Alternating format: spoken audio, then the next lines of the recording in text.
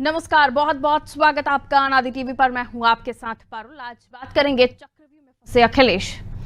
उत्तर प्रदेश में हुए राज्यसभा चुनाव के परिणामों में भाजपा की जीत और सपा के विधायकों के हिट विकेट होने से सपा की साइकिल चक्रव्यूह में फंस गई है। सपा के 7 विधायकों ने जहां क्रॉस वोटिंग कर खेला कर दिया, तो वहीं इस चुनाव ने लोकसभा चुनाव की पिच भी तैयार कर दी है। माना जा रहा है ये परिणाम लोकसभा चुनाव के सेमीफाइनल मैच की तरह ही है, क्योंकि जनप्रतिनिधियों के इस चुनाव में भाजपा के बाउंसर के आगे सपा चारों खाने चित हो गई। भाजपा खेमे में जश्न का माहौल है, तो वहीं सपा खेमे में मायूसी छाई हुई है। और इधर सीबीआई ने अखिलेश यादव को 2016 मामले में समन भी भेज दिया है। वहीं राज्यसभा में भाजपा की शानदार परफॉर्मेंस से इंडिया गठबंधन के माथे पर भी चिंता की लकीरें खिंच गई हैं। ऐसे में भारत जोड़ो यात्रा में राहुल गांधी की यात्रा में शामिल हुए सपा के राष्ट्रीय अध्यक्ष अखिलेश यादव को उनके विधायकों की क्रॉस वोटिंग से झटका लगा है। लोकसभा चुनाव में कांग्रेस के साथ गठबंधन कर सीटों पर बढ़त के साथ जीत का सपना देख रहे अखिलेश यादव अब राहुल गांधी के साथ मिलकर इस चुनाव में पूरा दमखम लगाने के मूड में जरूर है। यूपी में पिछले चुनाव में बढ़त लेने का दावा करने वाले अखिलेश यादव को पूरी उम्मीद है कि इस चुनाव में उनकी पार्टी कांग्रेस से गठबंधन के साथ काफी अच्छे परिणाम लेकर आ सकेगी। लेकिन उल्टा इस घटनाक्रम से कांग्रेस को भी झटका लग गया है। लेकिन जैसे कि कहा जा रहा था कि लोकसभा चुनाव के पहले ही राज्यसभा दोनों ही दलों की स्थिति को और स्पष्ट करेगी, तो इसी पर आज हम चर्चा करने की कोशिश करते हैं। कुछ रिएक्शंस पहले वो आप सुन लीजिए। समाजवादी पार्टी की एक परंपरा सी हो गई है, ये उनका एक तरीका हो गया है कि चुनाव हारो और ठीकरा दूसरे के ऊपर हो। कभी ईवीएम का बहाना लो, कोई प्रशासन का बहाना लो, कभी तमाम और बहाने लो। ये सच्चाई से मुंह फेरने जैसी बातें हैं। सपा को सच्चाई स्वीकारनी चाहिए, सपा नेतृत्व को सच्चाई स्वीकारनी चाहिए कि वो लगातार चुनाव क्यों हारे। 2012 के बाद से जितने चुनाव हुए हैं तभी समाजवादी पार्टी हारी है। वो चाहे जो भी चुनाव हुए हैं, समाजवादी पार्टी को हार देखना पड़ रहा है। उनके भीतर असंतोष है, अपना असंतोष उन्हें देखना चाहिए, अपने अंदर झांक कर आत्मविश्लेषण करना चाहिए, न कि दूसरों के ऊपर ठीकरा ठोककर काम करना चाहिए। समाजवादी पार्टी के जो विधायकों को तोड़ने की सियासत की है, ये लोकतंत्र के लिए खतरा है।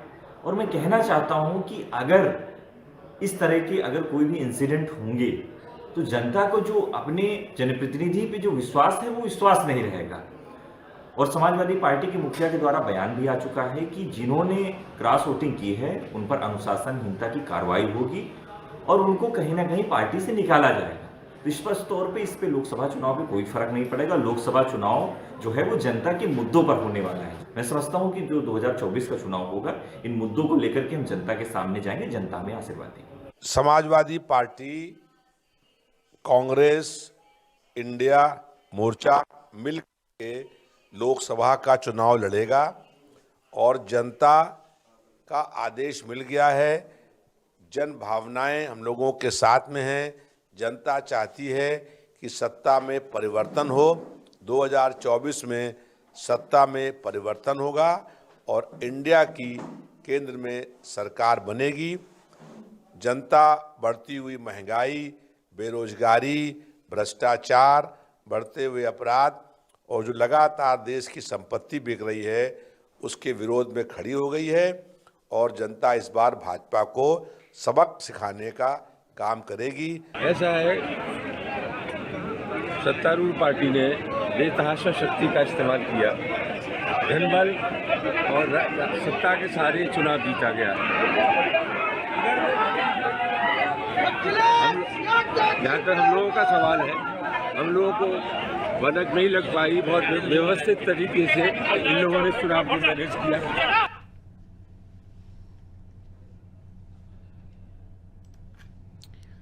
जाहिर है राजनीति उत्तर प्रदेश में अपने शबाब पर है और कल तो राजनीति में भूकंप आया हुआ था और इतना ज्यादा तीव्रता का भूकंप था कि हिमाचल तक हिला। और अब जब आज चर्चा हो रही है और विपक्षी नेताओं का ये कहना है कि लोकसभा चुनाव से इसका कोई लेना देना नहीं है, तो लोकसभा चुनाव से इसका क्या लेना देना है, क्या नहीं है, ये तो खैर आगे हम चर्चा में समझेंगे ही। लेकिन इधर गठबंधन हुआ, उधर सपा टूटने लगी। एक तो गए स्वामी प्रसाद मौर्य और उनको कोसने वाले भी गए, तो ना इधर के रहे अखिलेश बाबू ना उधर के, ऐसा कहा जा रहा है। बहरहाल और भी समझने की कोशिश करते हैं। हमारे साथ जो मेहमान जुड़े हुए हैं उनका परिचय। अनीता अग्रवाल जी भारतीय जनता पार्टी से हमारे साथ जुड़े हुए हैं। अनीता जी बहुत बहुत वेलकम आपका। विनय मिश्रा जी प्रवक्ता है कांग्रेस से हमारे साथ जुड़े हुए। विनय जी आपका भी स्वागत करती हूँ। कपिल श्रीवास्तव जी प्रवक्ता है समाजवादी पार्टी से हमारे साथ जुड़े हैं। कपिल जी का भी स्वागत। नीरज मेहरा जी वरिष्ठ पत्रकार हैं हमारे साथ जुड़े हुए हैं। कई सारे लोग जिनमें हमने देखा कि क्रॉस वोटिंग करने वाले समाजवादी पार्टी के एमएलए जिनके लिए कहा जा रहा है कि उन पर कड़ी कार्रवाई की जाएगी। राकेश प्रताप जी अमेठी गौरीगंज से विधायक, समाजवादी पार्टी के मजबूत और दमदार नेता माने जाते रहे, और उसी के साथ ही मनोज पांडे जी ऊंचाहार के मजबूत समाजवादी पार्टी के नेता, दो तीन तीन बार से ये एमएलएज रहे हैं। और अगर इनके जाने से या इनकी क्रॉस वोटिंग करने से सपा को फर्क नहीं पड़ रहा है नीरज जी, तो ये तो फिर सोचने वाला विषय हो गया। और दूसरी तरफ ये भी कहा जा रहा है कि गठबंधन इधर हुआ उधर सपा टूटना शुरू हो गई, और राज्यसभा का साइड इफेक्ट ये हुआ कि हिमाचल तक हिला नीरज जी, और फिर भी लोकसभा से कोई फर्क नहीं पड़ता है। इस चुनाव का कोई लेना देना नहीं है, आपको लगता है? देखिए अरुण जी, मैं एक आपको बता, इस चुनाव से निश्चित रूप से बहुत बड़ा फर्क पड़ेगा। और जो क्रॉस वोटिंग हुई है, इसको जो लोग आंक रहे हैं हल्के में, उनको हल्के में नहीं आंकना चाहिए, क्योंकि इस चुनाव के परिणाम बहुत दूर तक जाएंगे और लोकसभा और विधानसभा और सारी चीजों को देखेंगे अगर आप, तो काफी नुकसान होगा समाजवादी पार्टी को।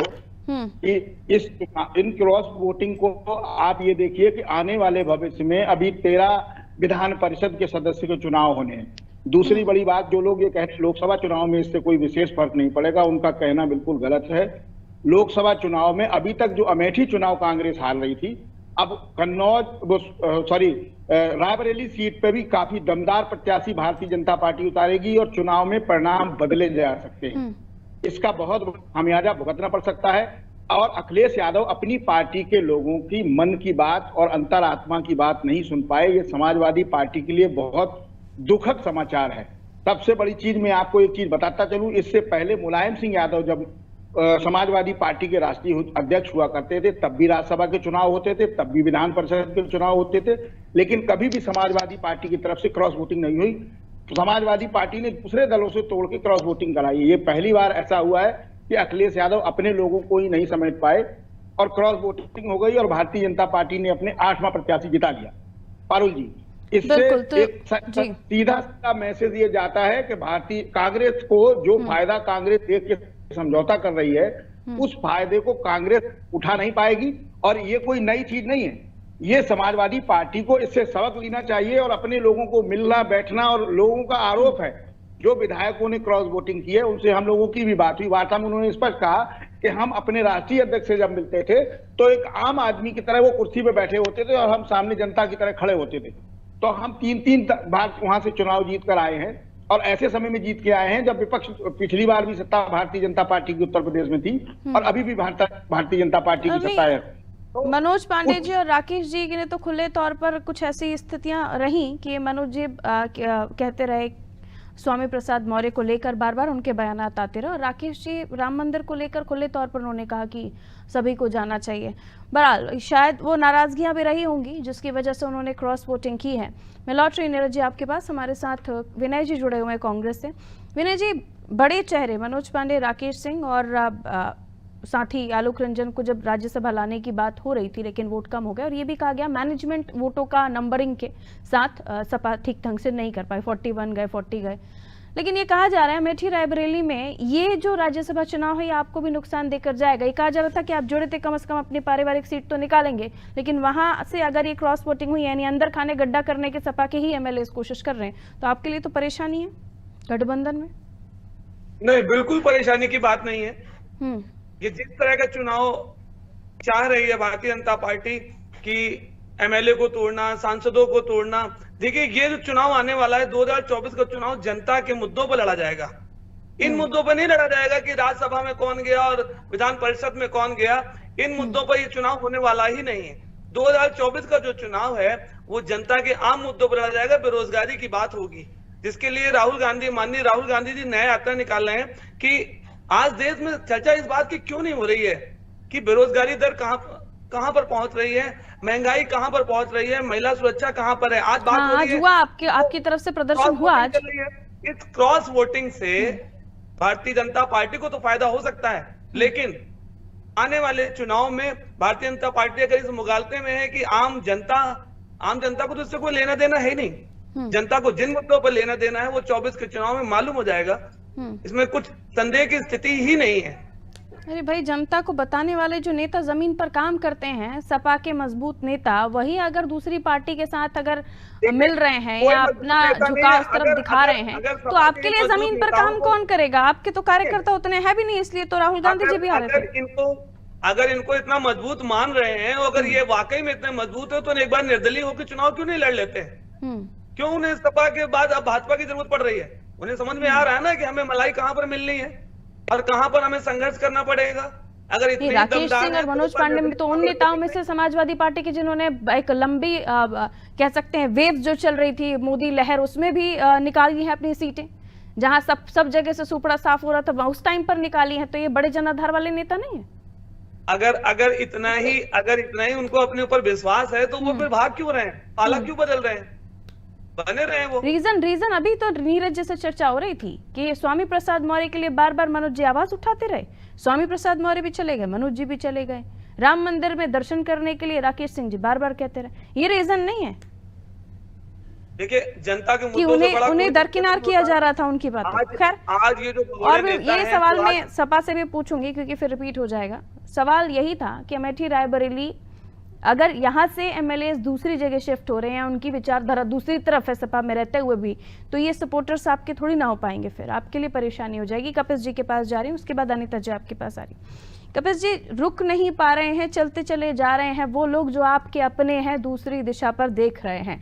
जाहिर है कि राज्यसभा का चुनाव था, लोकसभा में जनता वोट करेगी, राज्यसभा में मैनेजमेंट काम करता है। मैनेजमेंट को लेकर भी आप लोगों पर आरोप लगे और ये कहा गया कि आप चाहते तो रंजन साहब को बचा लेते, लेकिन बच्चन जी, जया बच्चन जी को आप लोगों को बचाना जरूरी था या उन्हें राज्यसभा भेजना जरूरी था।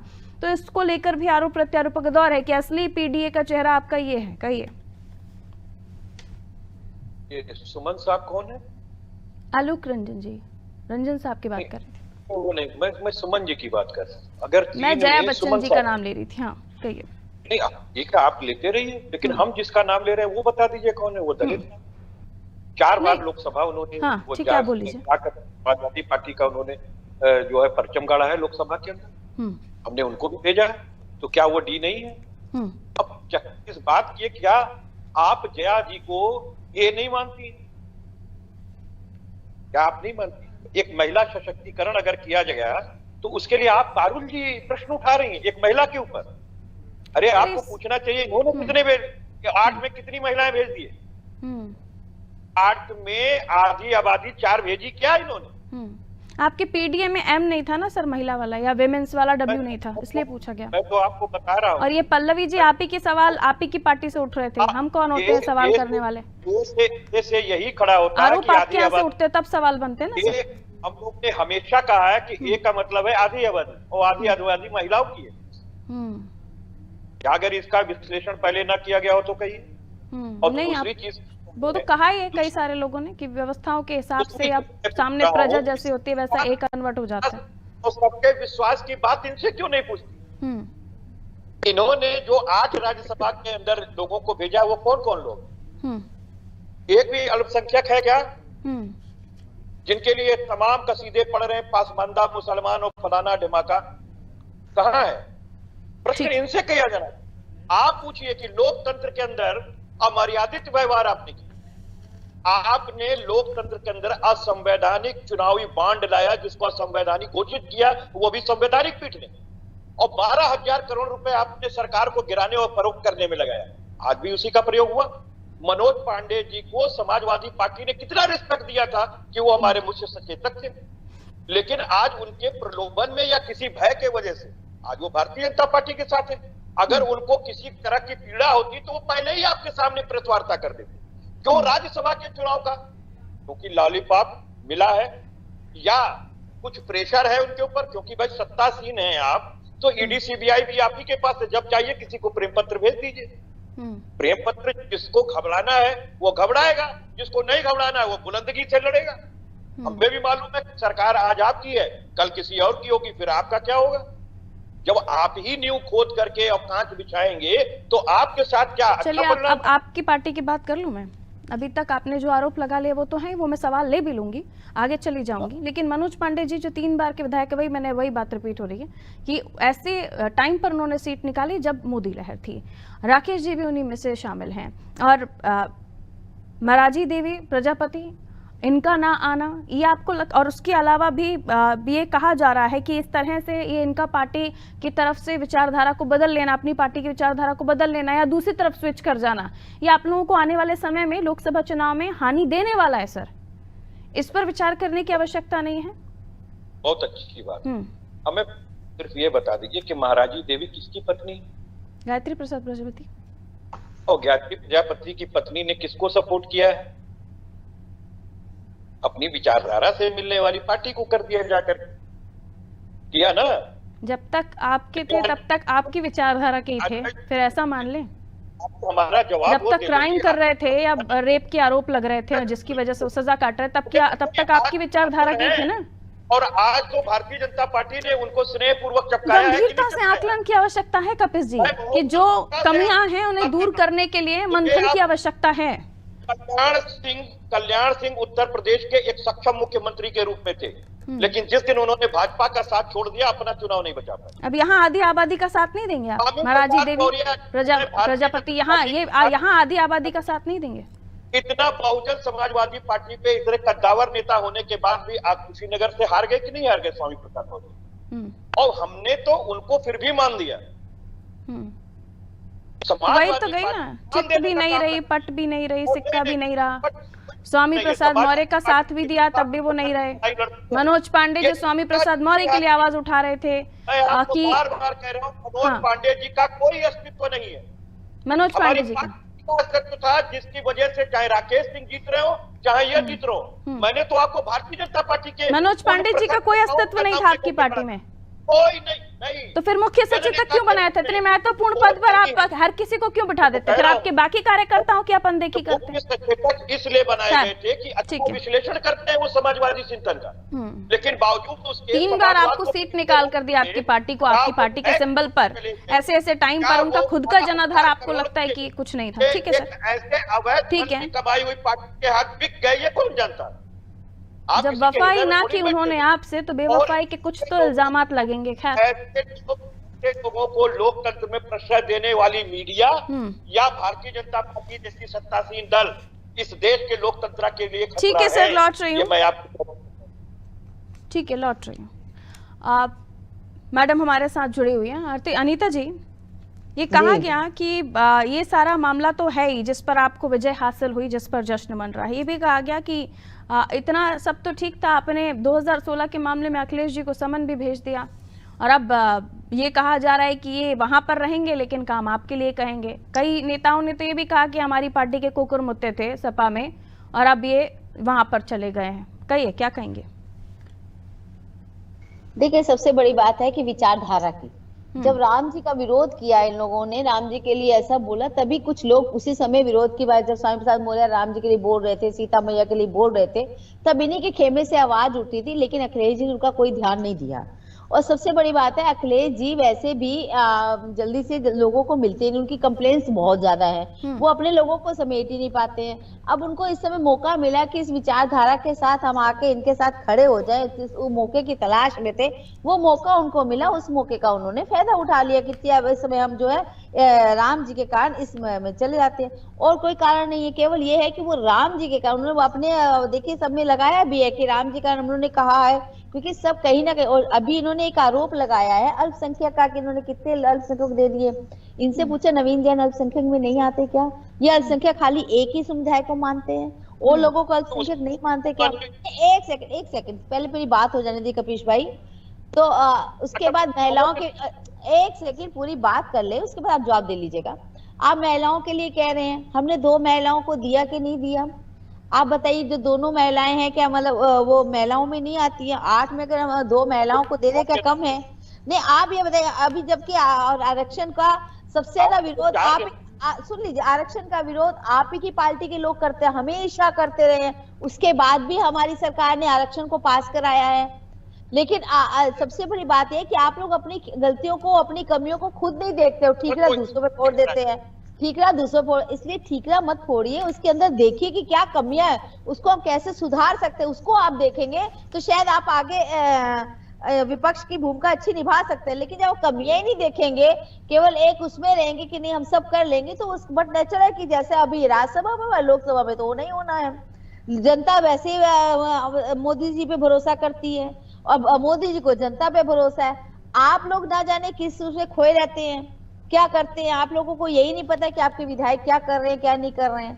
तो कम से कम आप अपने लोगों को ही अगर समेट ले तो बड़ी बात है। आप अपने को ही नहीं समेट पाए तो दूसरों को क्या समेटेंगे। कपिस जी, अच्छा एक बात का जवाब दे दीजिए, एक बात का जवाब। जब 2022 के इलेक्शन में विधानसभा में गए थे तो आपके 4 कैबिनेट मिनिस्टर, 4 राज्य मंत्री और 8 विधायक आपकी पार्टी छोड़ के हमारे यहाँ साथ चले आए, तो आप रोक रही थी क्या?